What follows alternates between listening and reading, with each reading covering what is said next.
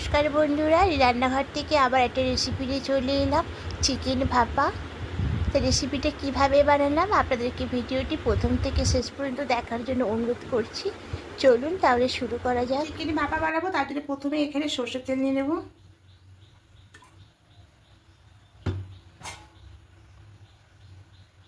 এবার এখানে চিকেনটা নিয়ে নেব।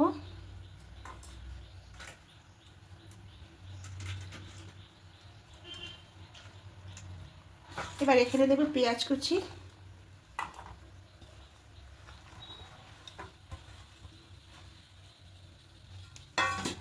আদা রসুন পেস্ট,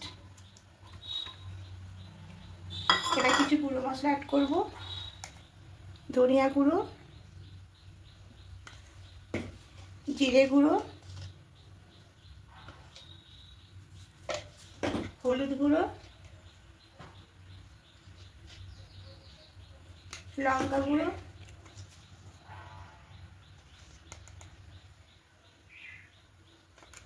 লবণটা দেব,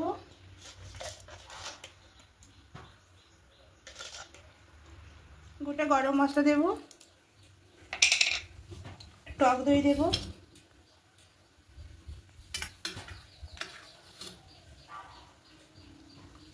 আর দেবো কয়েকটা কাঁচা লঙ্কা। কাঁচা লঙ্কা পরে দেবো, আগে এটা ভালো করে মাখবো। আর একটু তেল দেবো,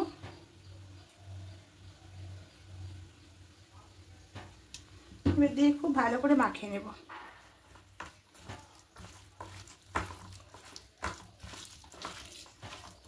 ভালো করে মাখিয়ে নিয়েছি, এবার উপরে একটা কাঁচা লঙ্কা দিয়ে দেবো, দিয়ে এবার ঢাকা দিয়ে দেবো।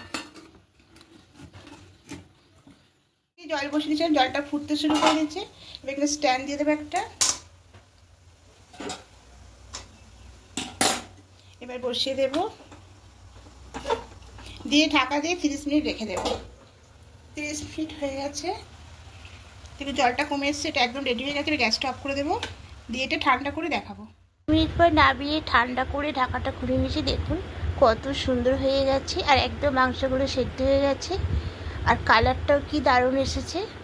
তা বন্ধুরা, মিডিয়াম ফ্লেমে রাখবেন। প্রথমে হাই হিটে জলটা খুব ভালো করে গরম করে দেবেন, তারপর মিডিয়াম ফ্লেমে রেখে 30 মিনিট রাখবেন।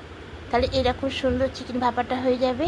আর যদি আমার রান্নাগুলো ভালো লেগে থাকে অবশ্যই কমেন্টে জানাবেন, আর নতুন বন্ধুরা সাবস্ক্রাইব করে পাশে থাকার জন্য অনুরোধ রইল।